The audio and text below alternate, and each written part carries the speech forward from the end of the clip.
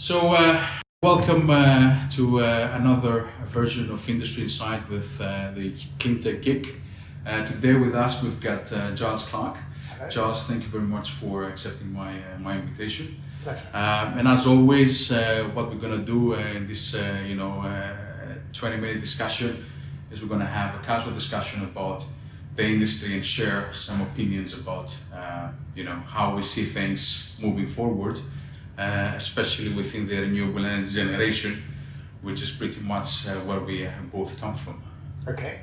Great. So tell us a bit more, if you would like, about yourself, your background, and how do you end up, if you would like, working within the renewable energy sector, and most importantly, what do you do now? Okay, so for background, I used to be an accountant working in corporate tax at Deloitte for 10 years. And corporate tax is a good background for solar because, particularly in accountancy, you have to be financially literate, you have to be comfortable with complex calculations, and you have to be good at reading and understanding legislation and regulations, because tax is very rule driven. So when I moved into solar, that background was useful in making sense of feed-in tariff regulations and the other kind of legal framework and planning regulations that you have to get your head around. I left that in 2002, 2003 when I was doing an MBA at London Business School, which was, as a trained accountant, as a qualified accountant, you don't learn an enormous amount of specific skill, but you do learn to bluff in other people's competencies, and you make a lot of friends. And it also enables you to get out of, I was pigeonholed as a corporate tax professional. I left Deloitte and then worked for about 2 years with an entrepreneur who was a business partner of one of my lecturers, and in the middle of 2006 we started looking at solar in Spain. Interesting.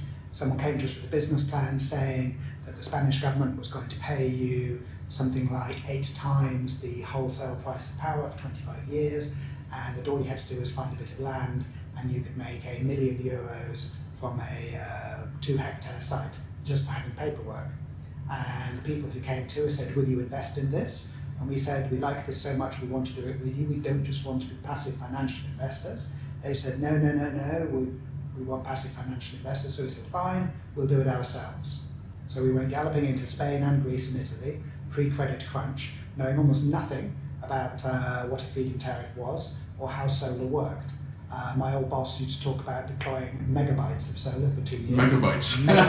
Very interesting. Instead of megawatts, because he'd done a few tech companies, and it wasn't a problem. I remember sitting with analysts from Deutsche Bank back in about 2008, having a long discussion with them about how to make sense of how much energy would a solar panel generate in terms of load factors and watts peak, because they didn't really have any deep renewables coverage then. They knew what the metrics were like for a coal power plant, or maybe a wind turbine, but trying to translate that language into making sense of solar, when I wasn't even sure I knew the answer myself. It was very early days.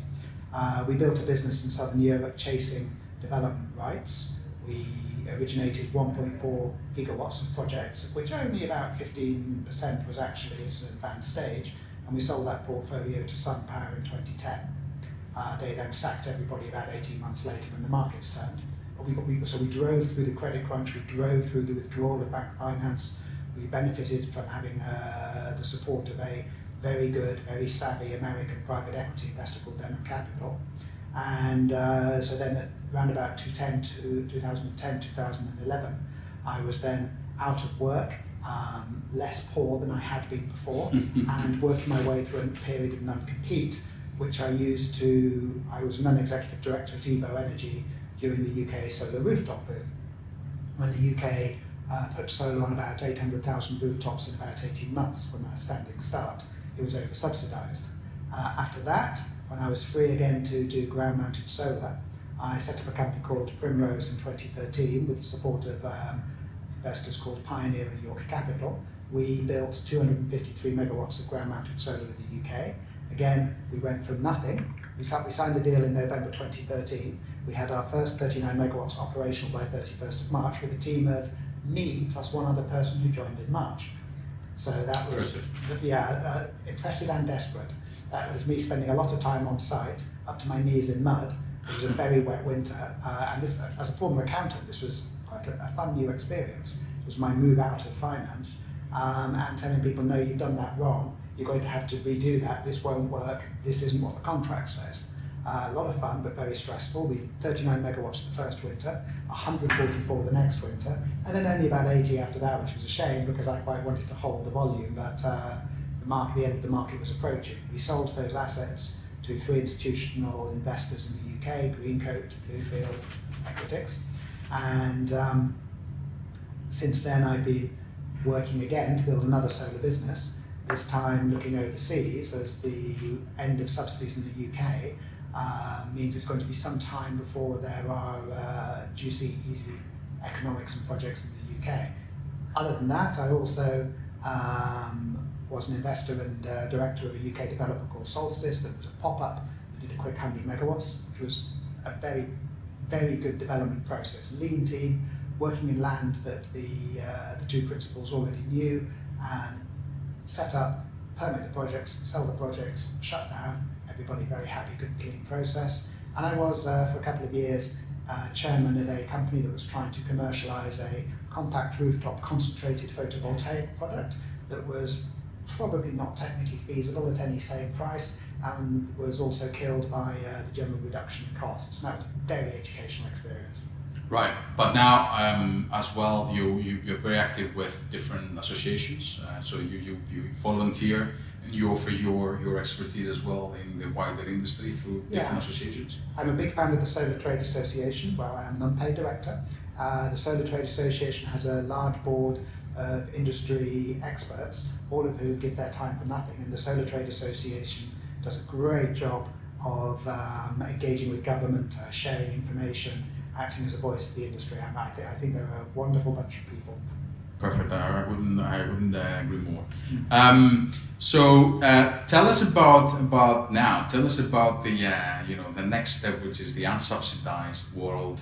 We are maturing as an industry.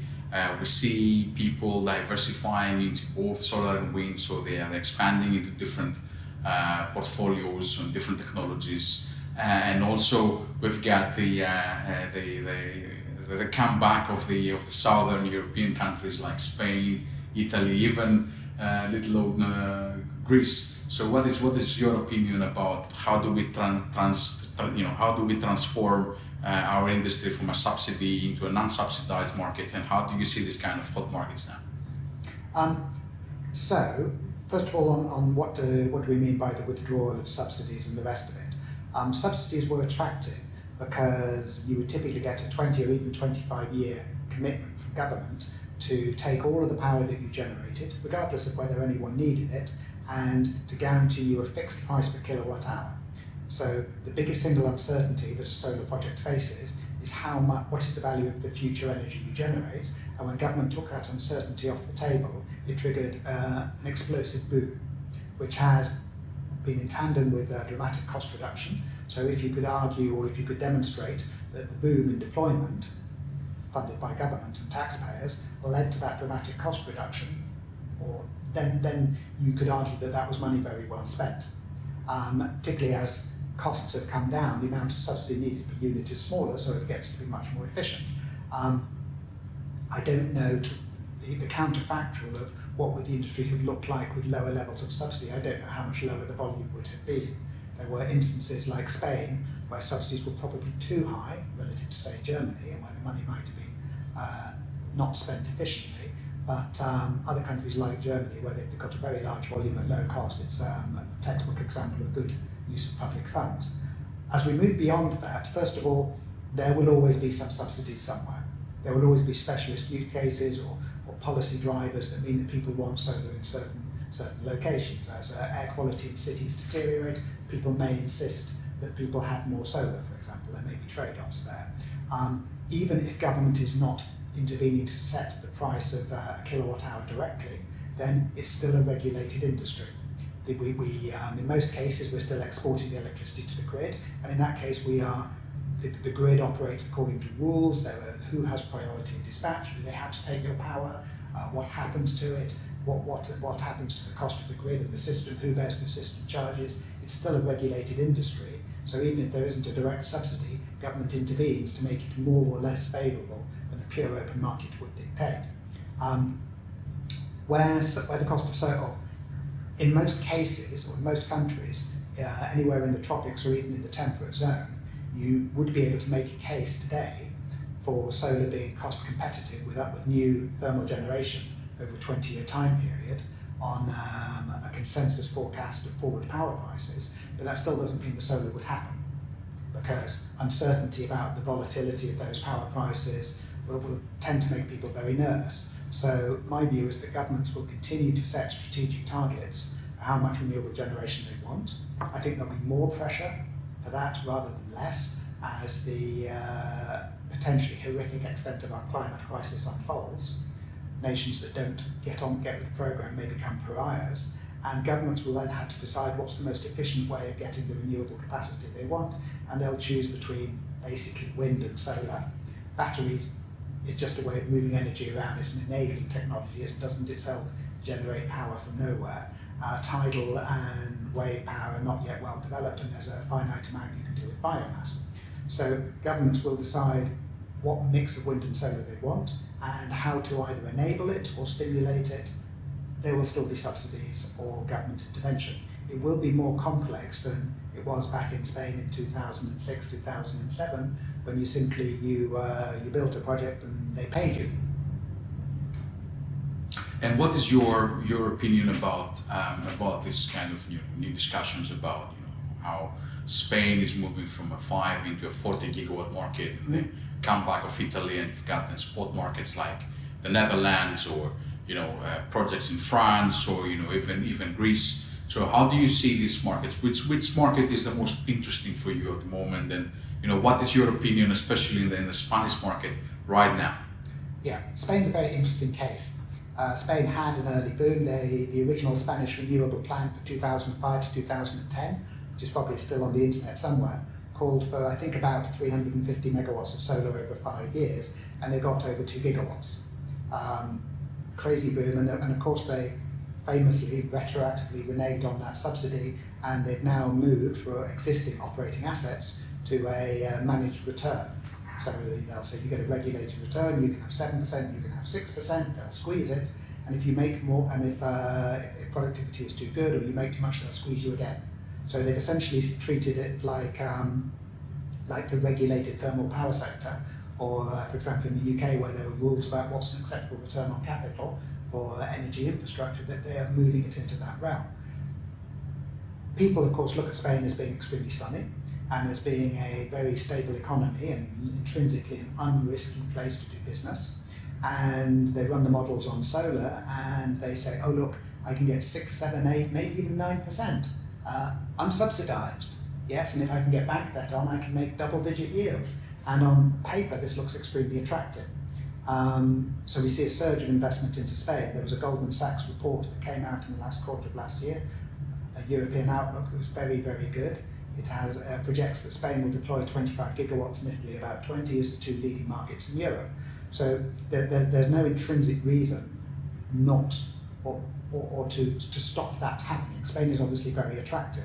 The limiting factors will be perceptions about power wholesale price risk is overwhelmingly what would slow that down. So people are looking at this and going, well, if there's a forward projection that I will always get at least 50 euros a megawatt hour, say for 20 years, then it's worth building.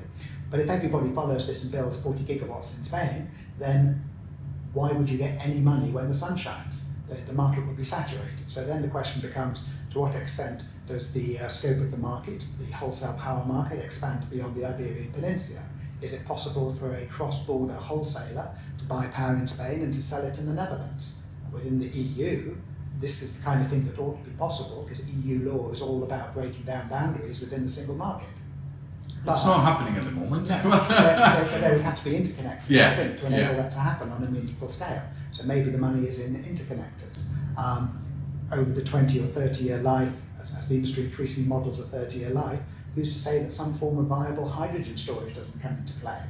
Yeah, and you're mentioning also, what you're mentioning is essentially virtual PPAs, which is pretty much a financial product. Yes. So there are specific limitations around trading. Yes. Trading power through a virtual PPA at the moment, and that leads, if you would like to the next question.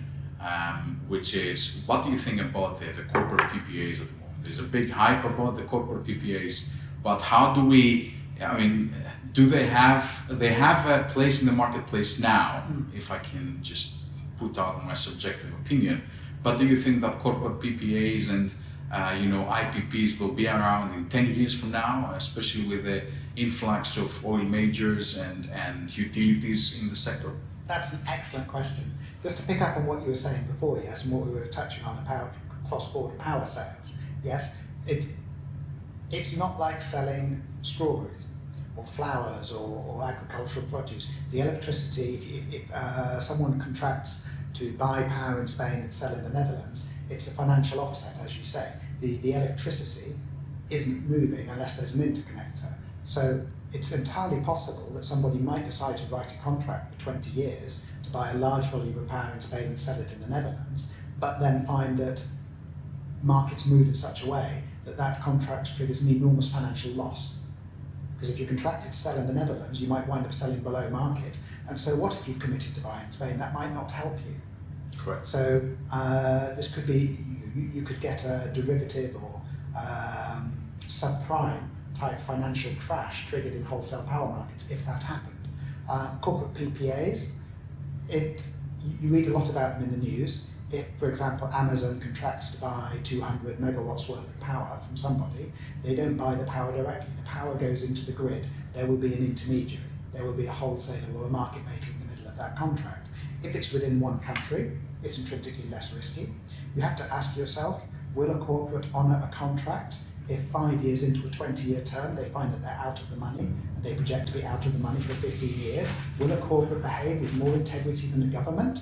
I haven't seen that happening. I think that those long-term contracts will get renegotiated at least twice in that period. Absolutely. If I were a large corporate and if I were deeply out of the money on this and expecting to be out of the money, if I had to put that on my balance sheet, for example, which my accountants would insist upon, it's a derivative, it's a long-term liability, then this could trash my credit rating and my business. And also the corporates have the power. So those contracts, I think, are riskier than people may realise. And I think the sensible evolution is, first of all, people stop trying to sign 20-year contracts. The only reason to sign a contract for more than 3 to 5 years is because you're trying to persuade a bank to back a project. If I were a customer, why would I want to lock in power prices for that long, given the financial risk if I get it wrong? It's incomprehensible. It's not a correct business model. If I'm Amazon and if I want the power from 200 megawatts, I should fund the construction of 200 and say, I'll just take the power. Wholesalers, the big operators in the traded wholesale power markets, are the right people to buy and sell power. They should offer 5-year fixes or 10-year floors or floors plus sharing or more complex or more flexible products to customers, and they should solve that themselves through the wholesale power markets rather than tying it to a specific off-taker. And I think that's where the industry will go. And I think investors will have to become more comfortable with wholesale power risk, and in turn banks will have to become more comfortable. And trying to use a 20-year corporate PPA to replicate what you used to get from the government is a mistake.